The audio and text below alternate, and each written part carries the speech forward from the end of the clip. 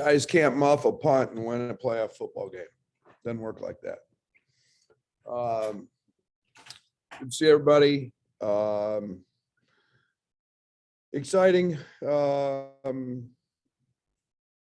win the other night against Michigan. A win that actually, after I've watched the film, I've become a little more excited about. I thought we played really, really, really hard.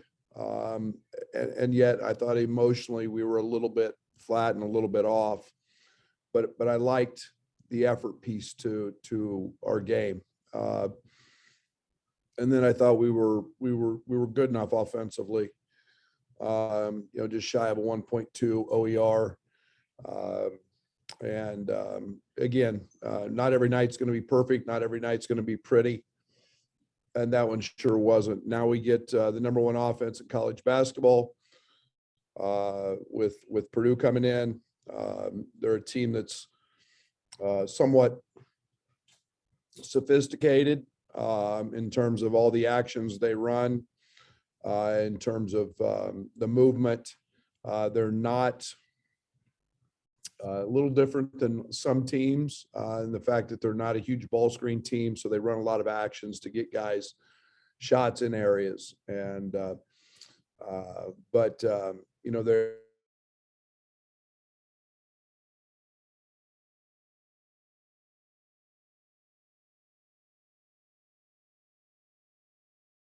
high field goal percentage guy. He's a tenacious rebounder and doing all of it in about 20 minutes of play. And then comes in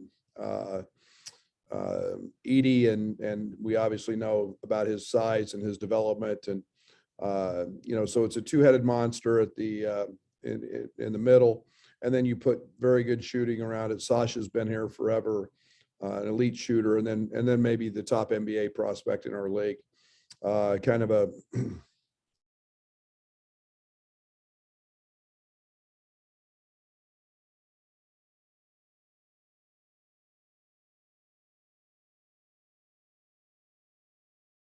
Gillis, who's shooting 50% from the three, and some of their bench guys. So a talented team and a team will have to play awfully well, and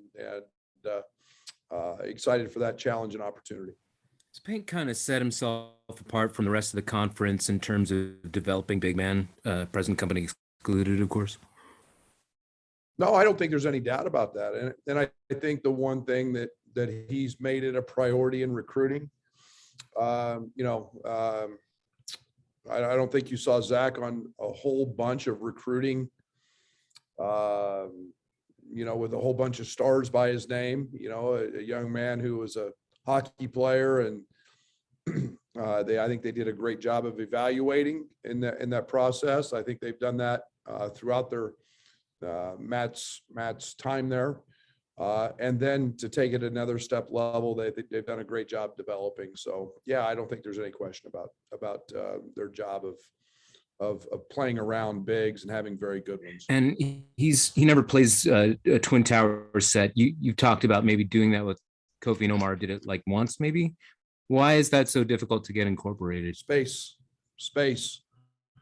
If you can't stretch the floor, one guy that can't stretch it clogs the paint for another one and makes for easy double teams, easy. It just clogs the paint up, and the game is it's much easier to defend it than it is to have guys play in space. Coach, what are some of the challenges of slowing down their big three, Edie, Williams, and Ivy? Yeah, I mean, you're not going to stop them. They're 90 points a game, and they're high octane, and you can't give them multiple opportunities on the glass. You can't give them easy baskets in transition. You've got to make them work for every touch. And the reality is just try to make them as uncomfortable as you can make them, but you're not going to stop them, completely shut them off. And yet, you've got to make them play, at the other end as well. So sometimes your best defense can be really good offense. And we've got to do that tomorrow. Obviously, Kofi can't play the entire games. Is there a challenge there with those matchups, the way they flip flop their big men? Yeah, I mean, we'll find out. I don't think there's they're playing each of them about 20 minutes, and there's no doubt Omar, Ben, Lieb, it's all hands on deck. So we'll throw them out there and compete and play hard. And again, there's a lot more to those two, and we got to make sure that we're solid all the way around. Thank you. Brad, I know every game's a evaluation of your team, but when you have a team like Arizona or Purdue come to your house, is there anything different about learning about your team and those kind of matchups? Sure, they're the best. I mean, going in, they're really good, and it's like just like Arizona last night and Tubulus, 14 of 24, Coloco 7 of 7. You follow them because they're good, and you follow those teams, you pay attention, you want to compare yourself, and you want to challenge, and that's what Illinois basketball is, or I hope it is. You guys better be looking at it that way, because we do. We want to, it's why we try to play the schedule we do, so we can find out where we're at all the time.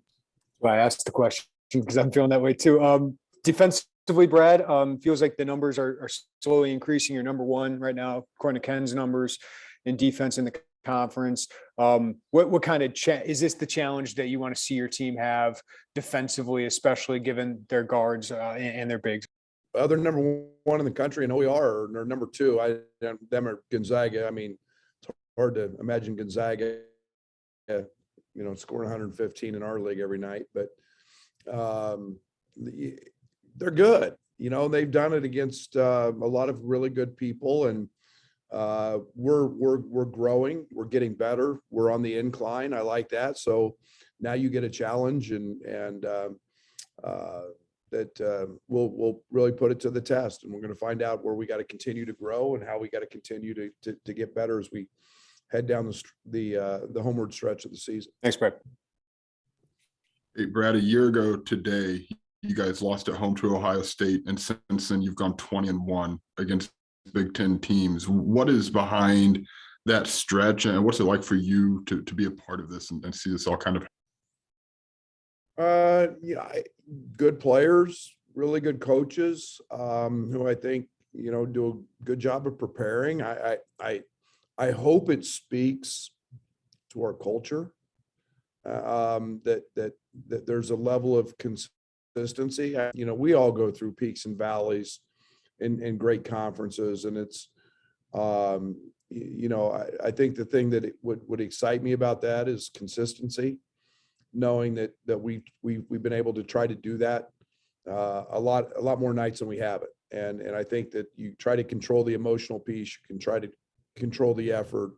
We know the physical things we can't always control with the ball going in, but that's what we strive for. Is I say it all the time, is our culture's going to win us games, and I hope that's the case. With the consistency, I mean, you guys have, just personnel wise, there's been a little bit of inconsistency, be it players leaving or the coaching change. How have you cultivated enough of it to keep this run going? Trent, DeMonte, Kofi, veterans, Andres Feliz passes it on, Iodos passes it on. Your players set a standard. You support your players in that culture, and that carries over. I hope our freshmen, our young guys are all paying attention, because someday it becomes their culture to be in charge of. I said it in our first few years, if I have to lead all the time, we're going to be very good. And it's a player led, they do a great job. You know, our new staff, those guys have jumped right in. They've made great relationships with guys. And then they know, I hope, what our standard is and what my standard is. And we strive for that daily. Hey, Brad, I know kind of with Edie in a 7'4" frame and then Williams and his kind of defensive impact, how much does that kind of affect what you guys can do offensively? Well, first of all, I'm not going to tell you how we're going to attack them. But you know, I think we got a pretty good player that we can get the ball to, and you know, we'll see how they react to him and what their choice of coverage is. They've doubled less this year than maybe they have in the past. They do a great job of ball screen coverage, mixing them up. And again, that forces our guards to have to make reads and tags. And then you know, to beat this team, you've always got to make shots. And yeah, it's, you know, they're good. They're a well-rounded basketball team.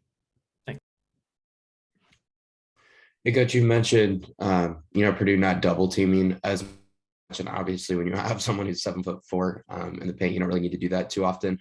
But how much of a challenge is going to be for Kofi to have success against those two players in the paint? No different than, you know, that's the one thing in this league. And I think over the course of 3 years or 2.5 now, Kofi has seen just about everything. And, you know, it's not the first time he's gone up against him. You know, it's not the first time he's seen a big guy, you know, and I get it. You know, Zach's very, very big.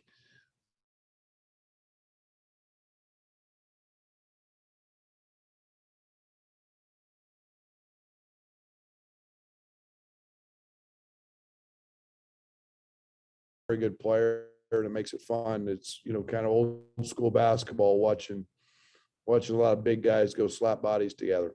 And then in the last couple of games, we've seen a lot of teams maybe opt to single or Kofi more than double, which we saw a lot earlier in the season. What do you think's gone into that decision for your opponents to spend more time just one-on-one with Kofi in the paint? Plummer, Trent, Jake, DeMonte, Coleman, three-point shooting, Luke Goody. I think being able to space the floor and pick your poison. Do you want to give up a 3 or do you want to give up a 2? And, you know, those guys have been shooting it at a very high clip, and they're elite shooters. And I think that's been a, you know, if we didn't have those guys, Kofi'd be getting doubled and tripled and quadrupled. So I think those guys deserve a lot of that credit. Thanks, Coach. Brad, any extra trick or challenge for the early Monday morning game, or is not big of a deal? Go to bed early. I mean, go to bed early. We practice in the mornings. Most all first semester, obviously, it's been a little different here at the break. So it's not like we're not used to getting up at 6. So get up early, get the body moving, and eat a good breakfast, hydrate, and let's throw it up. You indicated last time that Andre Curbelo was about ready to start practicing again. Has he been able to do that? Any other status update? He's gaining ground on it. Okay, thank you. Brad, I saw an interview where Painter kind of said yesterday that he was a lot happier with his defense than maybe a week and a half ago. And for somebody that's doing film preparation, are you seeing a different Purdue team defensively than maybe before Christmas break? Well, considering they had Nebraska down 23-4, I'm sure he's really happy with the way they guarded. No, it's Christmas break. You guys, the importance of Christmas break is the opportunity to really work on things that you as a coach aren't pleased with. And, you know, Matt's done this a long time and seen a lot of success, and his teams are known for that. And so yeah, they've been great. They were phenomenal against Nebraska on that end, and made a team that I think is very, very talented offensively, made him look not so good. Thanks, Brad. Hey, Brad, if I could get one more just about this run you guys have been on. Are there parallels to that run you had at Stephen F. Austin in conference play there? I don't know. I haven't thought about it. Gosh, that was a long time ago.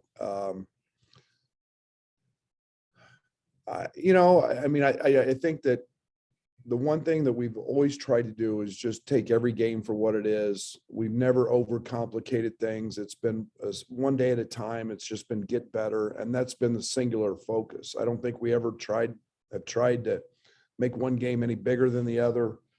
We all know that there are certain games, when we played Sam Houston or, somebody that was our rival, you get a little bit of extra juice in those, but for the most part, every game is truly a 40-minute game. And we've got 20 of them in this league that are all darn hard. So, it's trying to find an even keel, but yet it's being demanding every day and pushing every day to be better than we were yesterday. And that's really the way we do it. And, that's probably the similarities that I can speak of. Thanks, Brad. And apart from using the holiday to schedule an early game, is there going to be any commemoration of MLK Day? Yes, there'll be I'll have a very nice pair of sneakers on that will be in remembrance of Martin Luther King. They'll come out later. Thanks. Thanks, guys. See you bright and early.